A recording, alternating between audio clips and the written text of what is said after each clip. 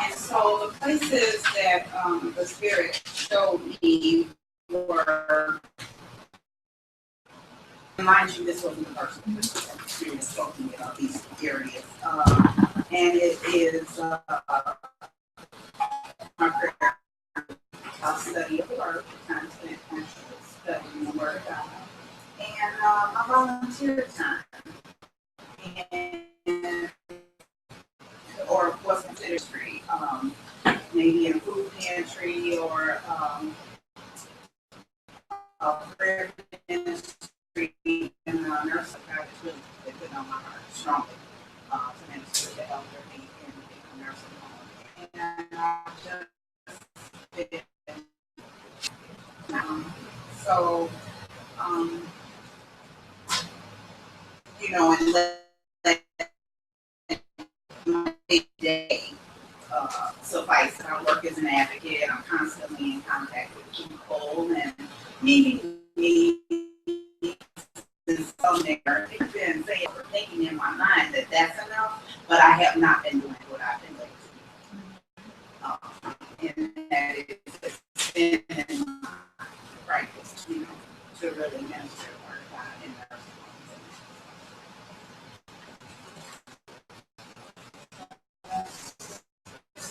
Maria, and then did you do that portion?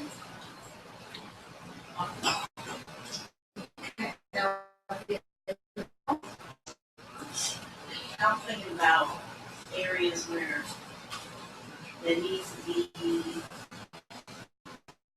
more order. One thing that I came up with was treating my body like a temple, and just what I want to do is kind of about that healthy. But I get so hungry that I'm like, this other food is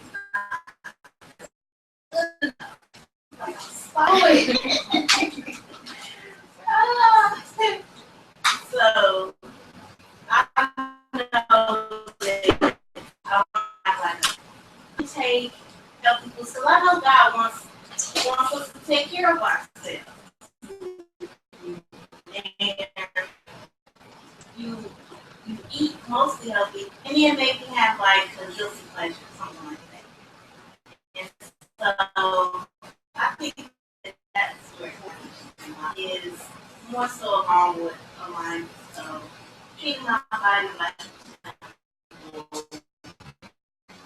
and Joanne?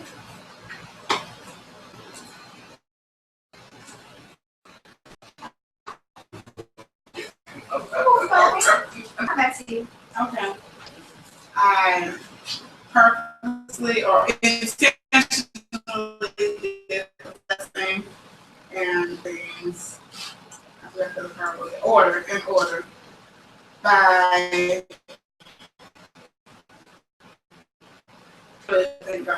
I know I did, but I don't know how to summarize it. But I thank God that He just does. He helps me do the homework. When I'm doing homework, I didn't remember until you guys mentioned it. And I was like, that's why I kept, saying, okay, how, sitting down and thinking of strategy, not thinking, but receiving strategies and these. And I still have, I'm really sad about another strategy that God gave me. With us in order, that was great.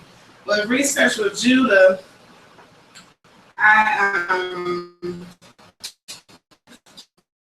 just started going into more. Why is this like? Because Judah had a kid that was just killed because he was evil.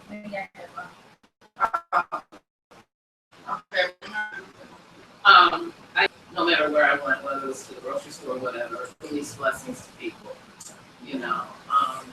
I actually wrote it down so I can't remember. So I did do that. And then it was my eating habit. So I'm usually pretty good about cooking, but this past week I intentionally healthy meals, and they can be good, Yana.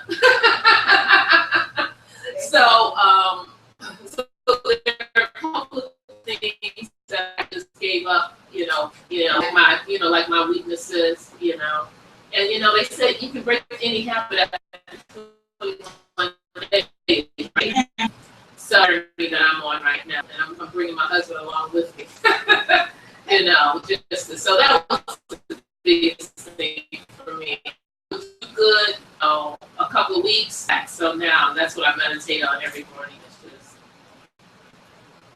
trying to stay there and then make it out. So I like cut my portions, no fried foods, no sugar, very little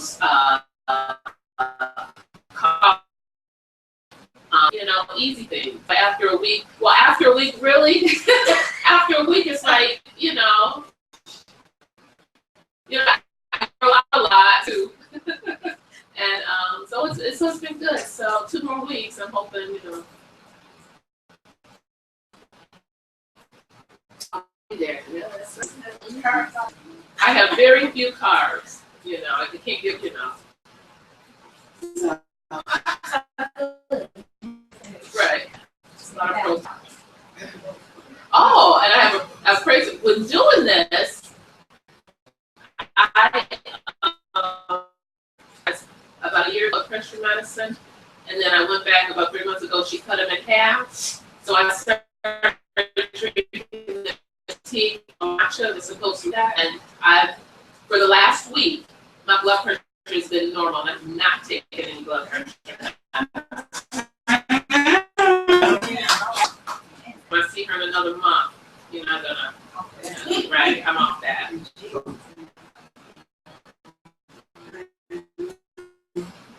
Just been in my food, my diet.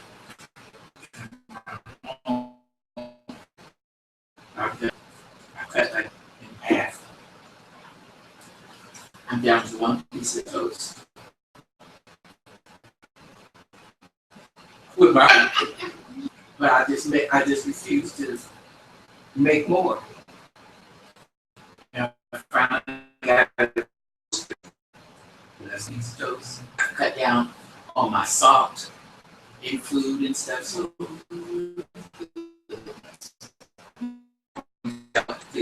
I didn't put a lot of salt like I usually do and stuff. And I found I feel better. I've been running up and down stairs. 3 flights.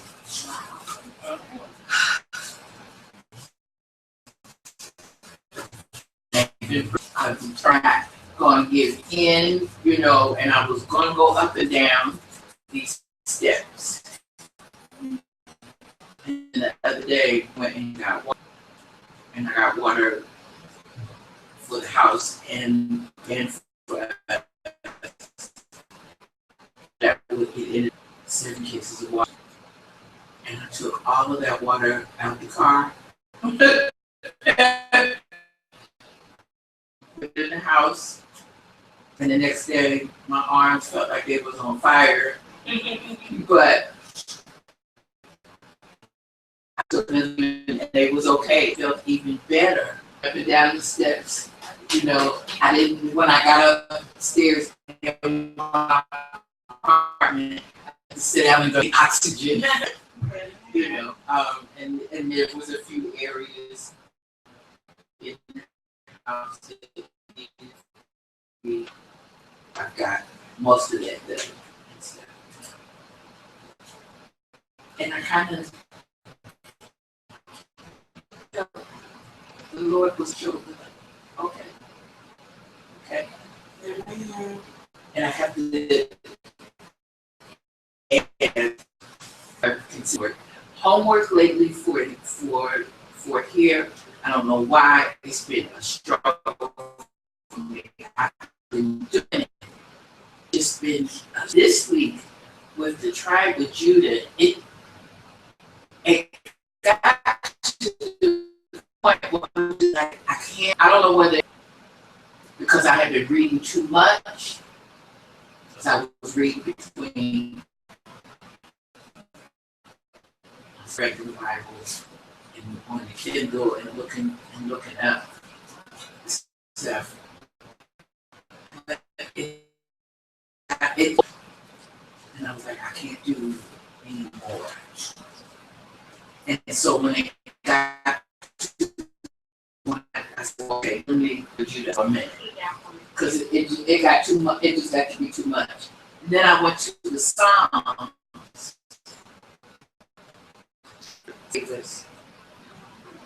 But then I couldn't remember what I was supposed to do with it. Like, as 8, 15 through 39,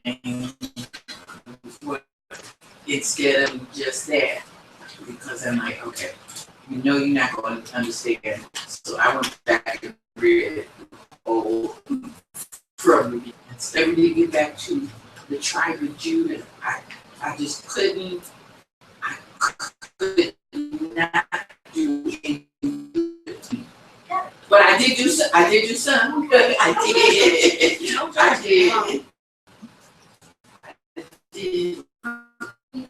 I had to put. You weren't here. Okay, you didn't get the video? You didn't Yeah, get that, you just sent it twice and then you hit it and that was last night. So, well, we get it, I get it.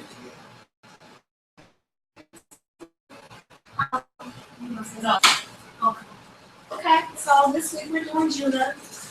Actually, Judah is a two-parter. Judah is very hot. So for those who need some catch-up work, it's great. So we turn to Genesis 29:35. That's where we're going to start.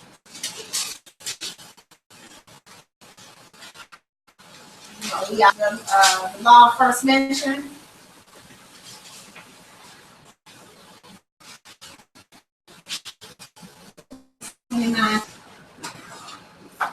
Can somebody read that for me, please?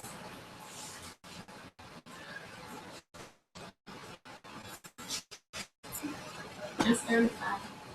And she conceived again and buried her son. She said, now my Lord, he called me and left bearing. And then she started having children. Okay. Go for it. No.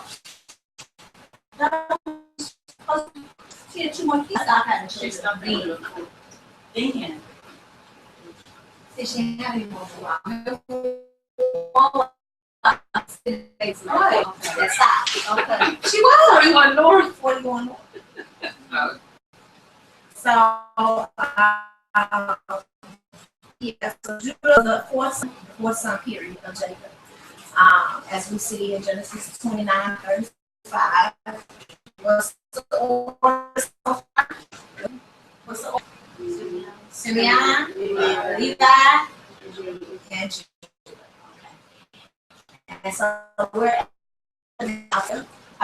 that she gave glory to God and not wasn't seeking man's approval. So that's important because she had all named Reuben's name. Anybody remember what Reuben's name means?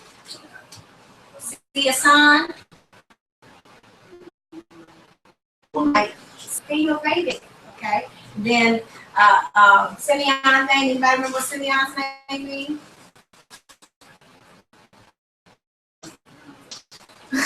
Simeon's name means, turn back to your nose, look forward.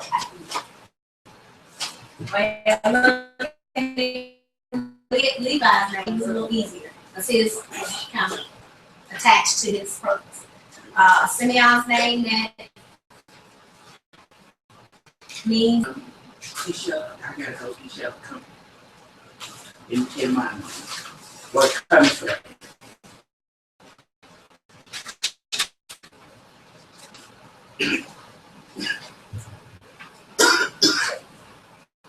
God's heard my suffering. Okay, and so Judah is the first child that she didn't name out of her pain.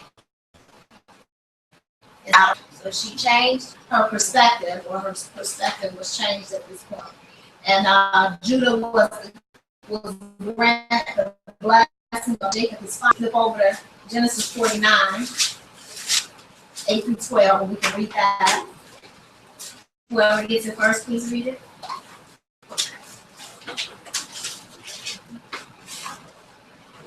Judah, thou art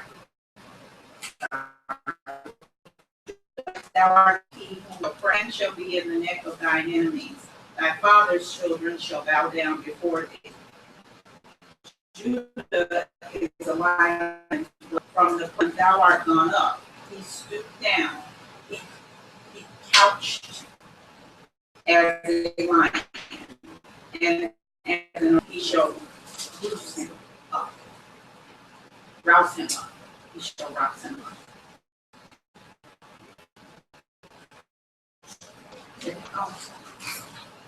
The scepter shall not depart from Judah, nor a lawgiver from Shiloh, and until him shall the gathering of the people be.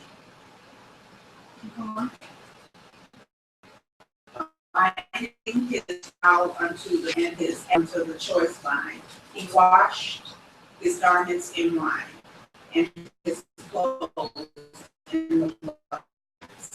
He red with wine, white with milk.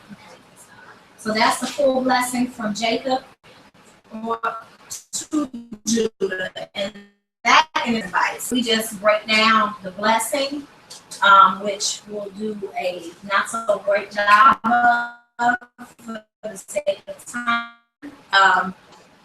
Judah was indeed the ruler, manifesting the tribe of Judah rather. Ended up being the ruler over Israel and nations, like he said. His name being praised, his brothers will praise him and bow to him. That's in verse 8. Lion of Judah, and being he crouches down and lies down like a lioness who dares to rouse him, basically saying he's fierce.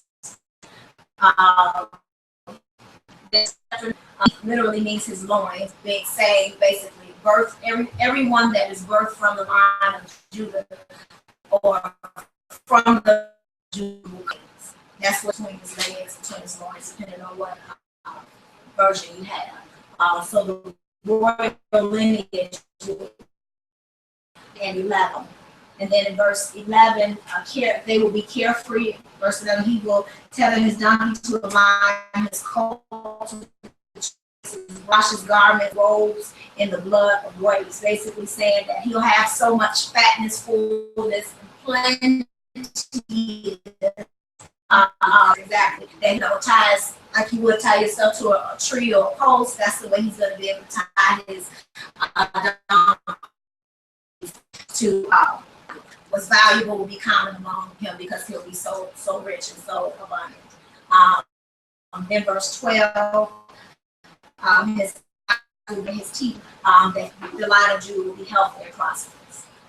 So breaking that down kind of sort of, like I said, not doing a thorough blessing.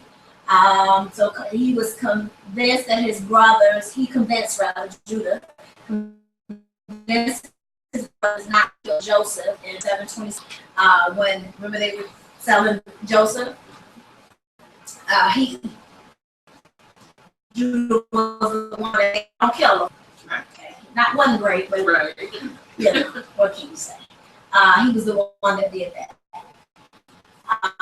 Judah married Canaanites again.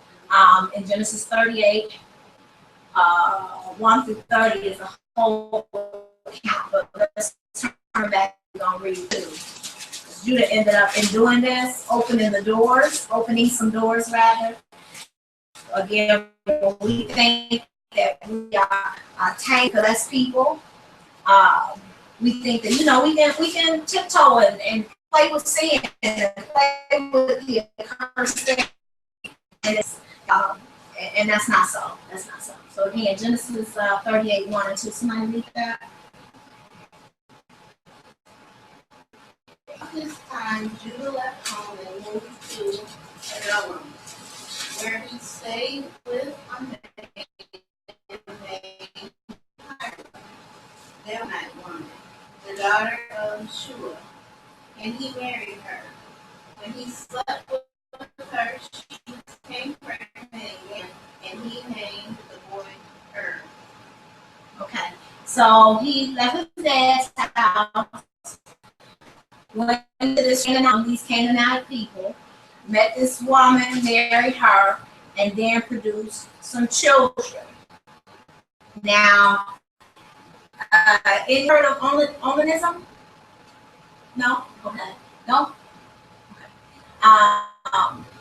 Well, onanism produced woman. Seemed like, okay, well, he leaves him married. What's the big deal?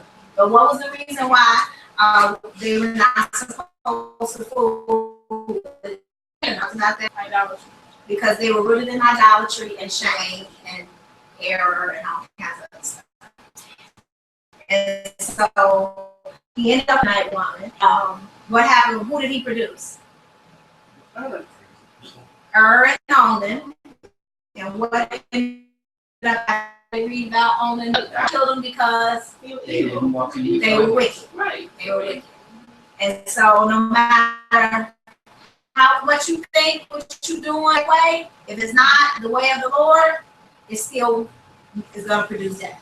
And so Onan, the reason why Onan was such a displeasure, had a wife. Came on. Right. Onan came along and what did Onan do?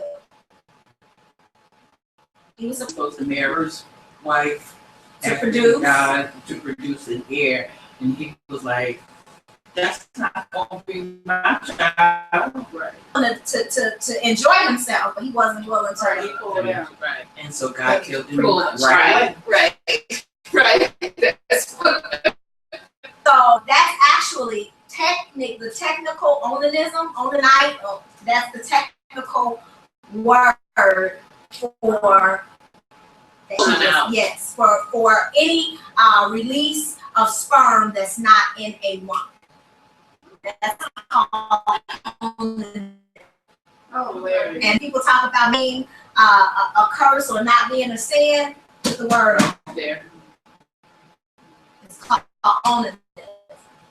God deemed him wicked because he spilled his seed. That was not, and it's interesting because that's one of the things that when we talk about, that's really what self-help is. It's the same sin. It's just one is spiritual and one is a natural act. And so when you're trying to help yourself, you're trying to produce pleasure, satisfaction without doing it the legal way. Okay? And so it's still an accursed act. And an accursed activity, whether you are masturbating or spiritually masturbating, the production is the same. And God is basically saying, when I cause something to come forward, any type of sin, produce. And so when you spread a scattered seed or spilled seed, and it's not God produced, and it's not cooked up in the way, then it's illegal in the natural and in the spirit, and it's cursed. So that's why when I always say, help yourself to do things your own way. Self-help is a sin. Self-help is a curse. Trying to manipulate, rebellion, all that type of stuff. Those are all fit in the same sense. It's you trying to do your own thing your own way and still produce some self-help. You trying to get off without having to be or to do it the way the Lord's way. Okay? So you learn something with that.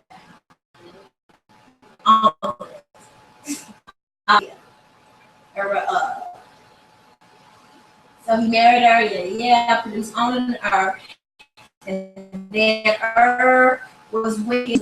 God killed him, so people say, God don't kill people, God will kill. Onan, I'm just saying, selfish and give God a personality that ain't his. It's like, but God is a God of love. He is love. But he don't. And he would that none be lost. But if you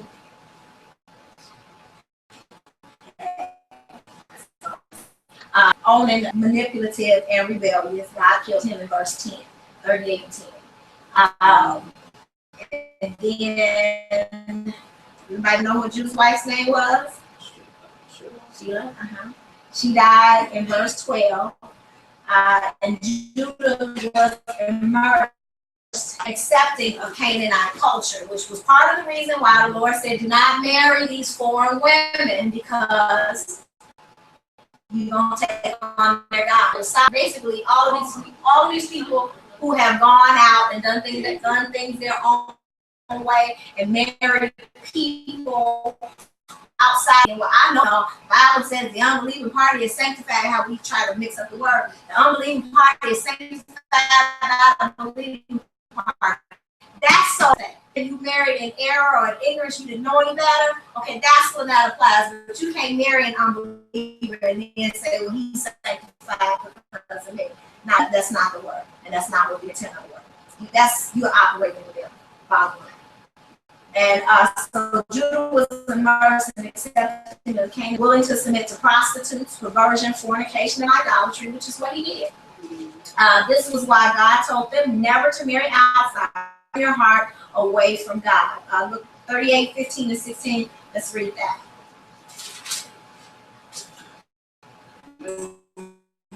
Judah saw her all She thought she was a prostitute. She thought she was a prostitute.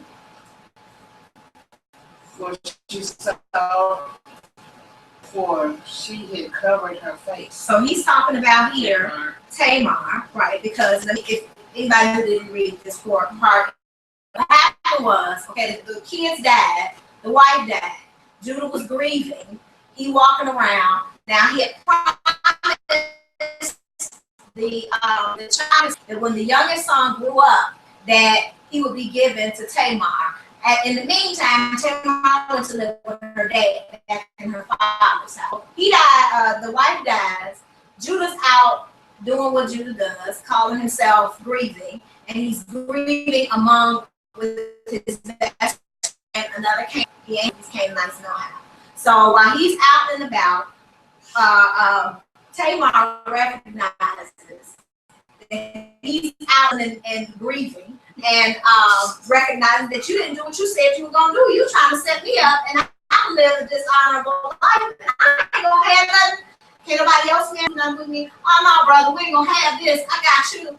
And so she goes, dresses herself up as a veil, as others would do, and approaches Judah. Judah, grieving, says, I'm grieving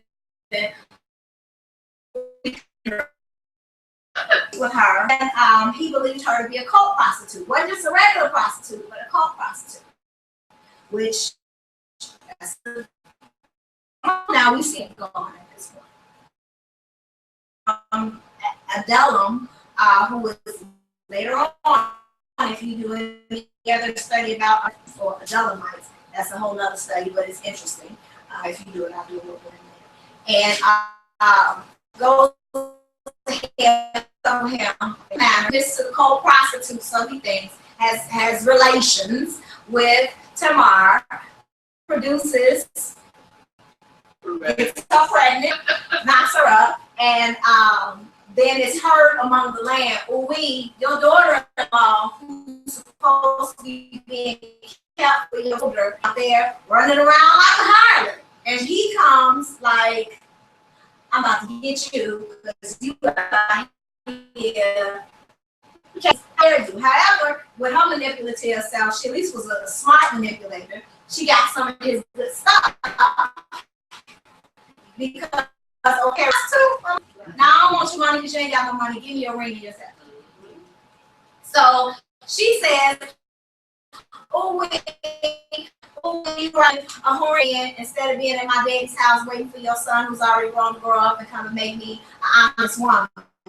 But this is the person I'm with. And it would be.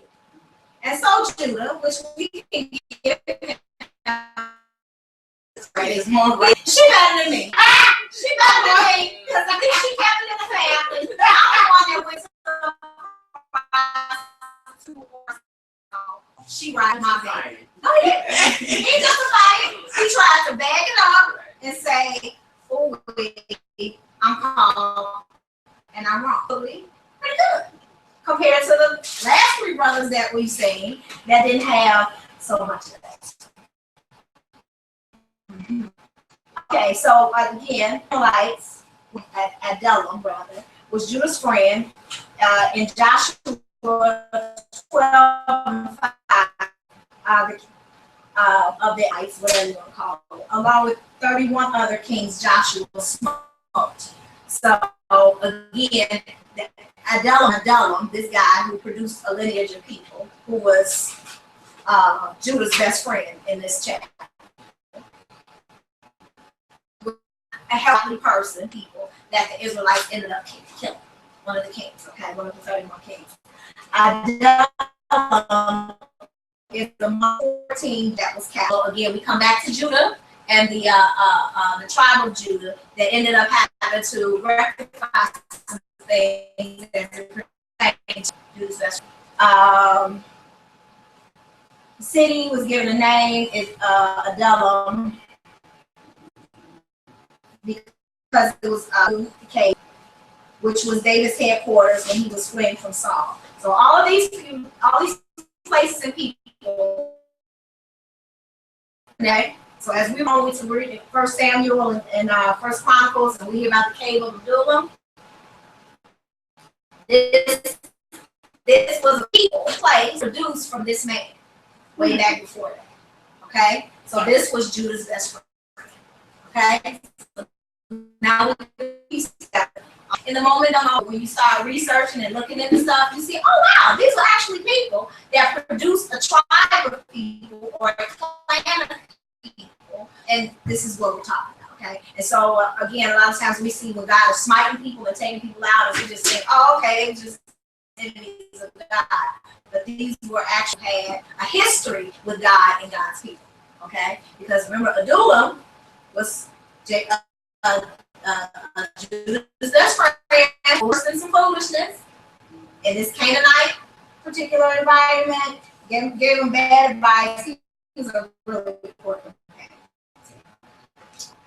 The city became a part of Judah's territory and land allotment. That's important to know for the tribe that we're talking about. So this territory that Adullam ended up being a part of Judah's land allotment when they started dispersing land. Okay. The territory, now that's important though, because the territory of your shame can be turned into the territory of your blessing. Place he got shamed, he's embarrassed because of his sin. But later on, down the line, when the city was when Joshua smote the king of Adullam along with the other 31 kings, and the of Adullam were killed, and all this stuff happened. The city became part of the city. So the places of our shame, the places of our embarrassment, the places where we messed up, jacked up, error. We submit to that term, that same territory can be our place of blessing. So in Genesis 21 through 38, 21 through 30, that's when it's talking about again the part of Judah was cracking me up in this. He talks about in I'll read it. 21, Genesis 38, 21. And it says, he asked the man who lived there, where is the shrine prostitute was the sea now? There hasn't been any shrine prostitutes here, they said. Now you would think his brain would connect. So, because at this point he's trying to get his stuff back. And give her money and get his stuff back. So he went back to and said, find her. Besides, the man who lived there said, there hasn't been any shrine prostitutes here. Then Judah said, let her keep what she has a laughing stock. After they sent her this young goat, but you didn't find her. He like, I tried to pay her money, but don't out of nowhere because we might be. 3 months later, Judah was told, your daughter-in-law Tamar is guilty of prostitution, and as a result, she's now pregnant. Judah and really, Judah? Seriously? Okay, you forgot real fast. Verse 25. As she was being father by the man who owns it. Now, at least she had a little piece of discretion, because she could have really put him on blast there. And she said, it was sealed in court and staff these on. Judah recognized him and said, she is more righteous than I. I will give her to my son. She did not sleep with her again. Then when the time came for her to give birth, there were twin boys in her womb. As she was giving birth, one of them put out the midwife took a scarlet thread, tied it to his wrist. These kids was doing some crazy stuff. Jacob's city. Right. Okay. That's all I wrote. Right. And then And then pull it back in. Who got somebody else come first. Hey, what they do? I just want to know what was going on in her stomach. Right. I did. crap? I tried to look my butt. Like, I'm first. I'm the heir. Right. And it was on this drugs. No drugs. 29, but when he drew back his hand, his brother came out and said, so this is how you have broken out, and his name was Perez. Then his brother, who had a scarlet thread on his wrist, came out, and he was given the name Zerah. Yeah, these kids are crazy. And so the sons of Judah were Perez and Zerah. Judah and Tess stepped up to the plate, trading the. Now, again, with our judgmental selves, we can say, well, he was doing this and he was doing that. But every time he got called to the carpet, he did lie. He didn't try.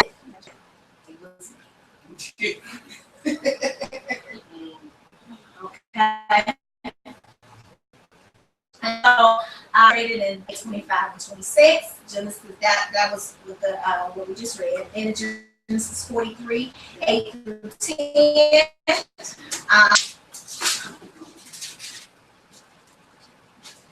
That was with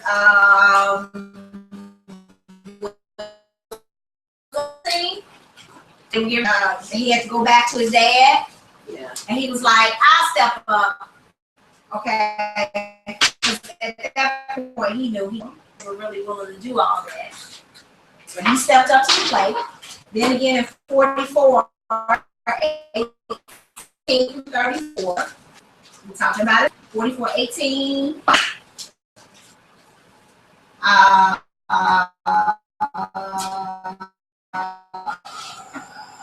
He's another, and he's speaking on behalf, which is interesting. His first house job. Remember the duties of the firstborn was to be the priest for the family. The second then he'd be the first being providing for the family. He was supposed to be the man of the house. Reuben wasn't doing it. So Reuben was. It was Judah that was saying, give us a break. I'll put myself on the line for, So Judah again followed her. Then into 28, he does it again. Steps up to the plate. 46, 28. Sent Judah ahead of him to Joseph to give directions to Goshen. When they arrived in the region of ready and went to go to his father Israel. As soon as Joseph appeared before him, he threw his arms around his father and wept for a long time. Later, which we won't get to that today. In the study, you'll see when the Israelites were told to go up in battle, they were told to send Judah. This Judah, okay? So that's important because the father sent him first. And which again tells how he felt about the first three, because you would think, okay, first one ain't right, wasn't necessarily not right, but he was, remember, the Lord's firstborn, so that he couldn't send him up and call him to be the first. So here we got Jesus. Okay. So this proving of sorts allowed them to be allowed them to see character needed to lead and operate in authority. So we went from talking about just Judah to now the tribe of Judah, and the tribe of that proving of their father's character and heart. The rest of them advanced in the same thing. They were all proven, and they were given the opportunity to build character so that they could lead and operate in the Lord. Turn to number. Any questions so far?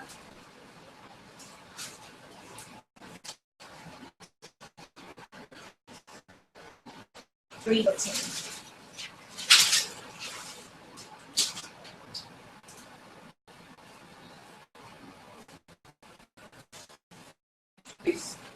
The children of Judah set forward according to their hosts, and over his host was Nachshon, the son of Amminadab. Okay. And the tribe of the children was Nathaniel, the son of Zuar, and over the host of the tribe of the children of Zebulun. The division of the camp of Judah went first. Under their standard, Nahshon, son of Amminadab, was about the Israelites once they were leaving Sinai. Even as they were leaving Sinai, Moses said, Judah first. Okay, so they had a leadership mantle and authority. The standard. Verse 2:23. This took the trail in my study time that I'm gonna start y'all off on and y'all can finish it in your homework. Numbers 2 and 3. Somebody read that?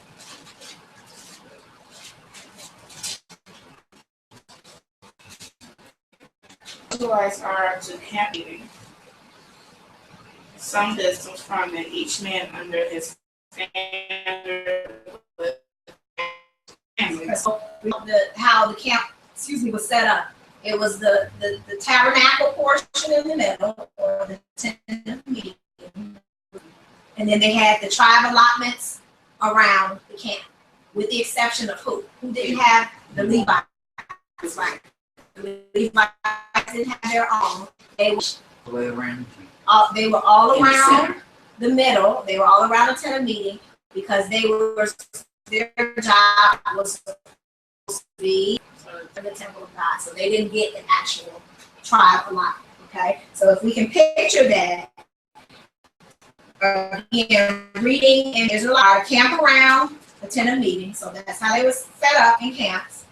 Some distance from it, each man under his standard. What's the standard?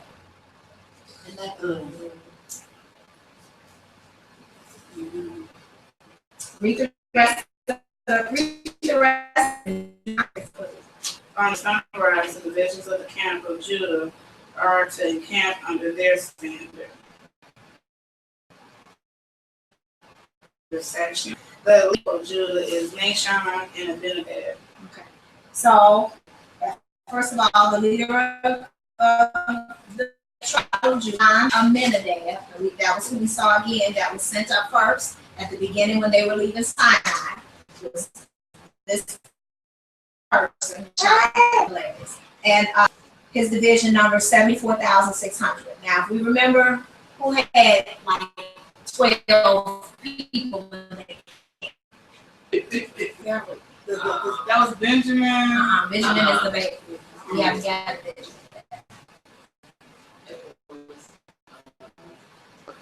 Who had the least amount? Simeon, wasn't it?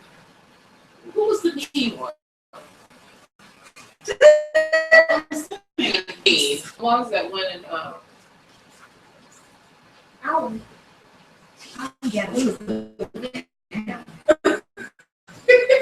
was looked at.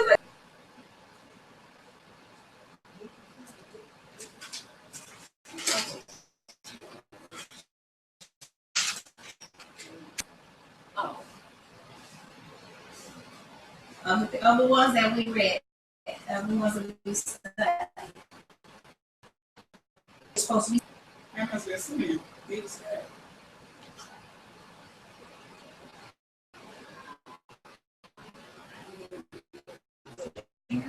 Well, Aaron was a Levite. It was scattered. The tribe of was scattered that was relegated to having among the least. His father was basically saying, "You'll never be." You'll, It's a Levite. Nope. it was Levi wasn't a tribe. Reuben.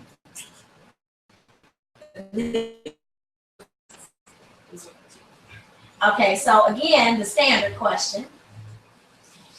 A standard is a banner fastened to a pole bearing the tribe's symbol used for various signals. Each group, armies within each tribe, may have had their own standard. And each be a standard with a representation of its God. So like when we talk about Judah, the lion of the tribe of Judah, when we see Judah mentioned, we always see this. So on their pole, they had a flag, which was their standard, bearing the lion. So when we see all in the scriptures and when you know what they mean, oh, the Spirit of the Lord lifts up a standard against it. What does that mean? He's okay, love. That when the enemy comes in like flood, the Spirit of the Lord lifts up a standard against it. He's standing up, going before us, basically saying, I am your victory. I am your surety in that. The victory is already imminent, it's already told, it's already won, because the Spirit of the enemy comes in. This is not only to identify whose camp you in, whose tribe you from, what you do, what the expectation is from this group of people, but it also the designation of what armies within the camp. Okay? So again, when it's talking about the Israelites, of the tribal camps, to camp around the tent of meeting, some distance from it, each man under his standard with the banner of his family. Okay, that's clear now? Clearer, I should say. On the east towards the sunrise, the divisions of the camp of Judah are to encamp under the standard of Judah is Nashan, son of Amminadab. His division number is 74,600. So God was very specific about where he wanted them to go, he wanted, and who he said was their leaders. Okay? So no, our encounters and challenges are opportunities to develop skill and character for the assignment of the Lord. We're going to stop there. And next week, we're going to finish Judah. Real quick. So Judah was 74,600 because he was teamed up with Simeon, right? At this point, no.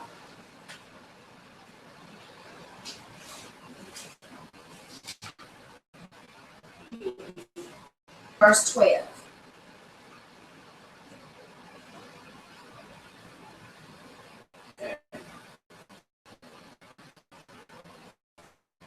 Okay. Oh, next week, I want to see everybody's face on this. Next week we're gonna finish Judah. So if you didn't, next week we're gonna finish Judah. If you didn't, if at least you got you started, you got some place to work from. A lot more that comes with Judah. I'm going to give you a few little keys on where to study. Study back when the original scripture when we were in the blessing point, which is 39, Genesis 39. Study about Shiloh. What does that? What's the significance of Shiloh and Judah? And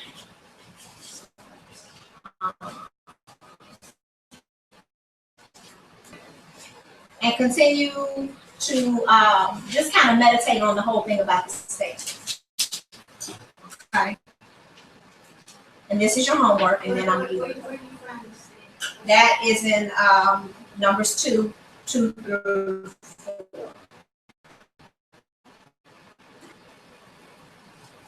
I'm sorry, number what? 2.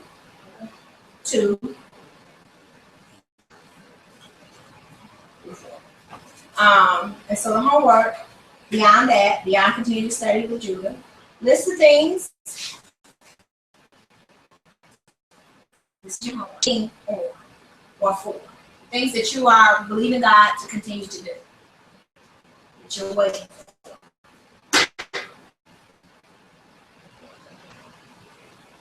Commit them intentionally, whether you think you have or not. Commit intentionally to the Lord, asking Him to develop a heart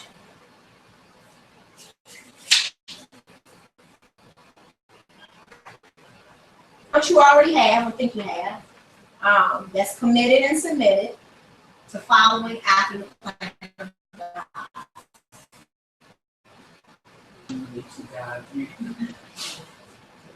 Yes. Asking Him to develop a heart in you, committed and submitted to following His plan for those things that you're waiting for. What you don't want to do is be waiting on the Lord to do. Okay.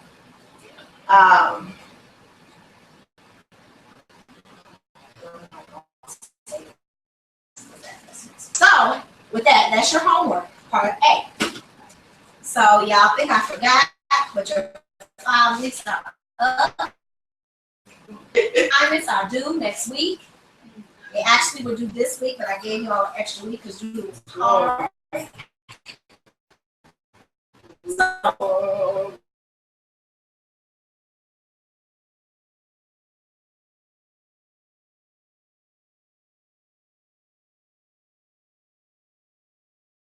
next week, we're going to finish the Judah lesson, and we're going to do everybody's assignment. If you don't know what it is, ask somebody. Okay. Any questions? And we just did a quarter of the lesson. Yes. No, you cannot. And what does it say? Yes, she is. I thought it was due next week anyway. So It's coming up. It ain't this week. well, I know what it was. I was off months. I really thought it was next week. It is. So what do we do today? With my brain. So,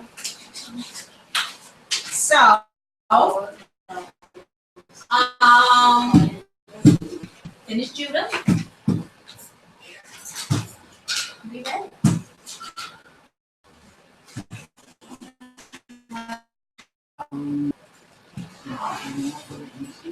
Yeah.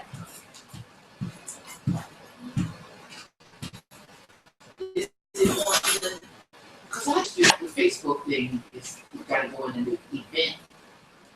I mean, it's just you might have signed. I said, You might have signed that up. I was gone. But that don't mean I That's was- not a Personal personal weakness, that's your homework. That was really just to get the information.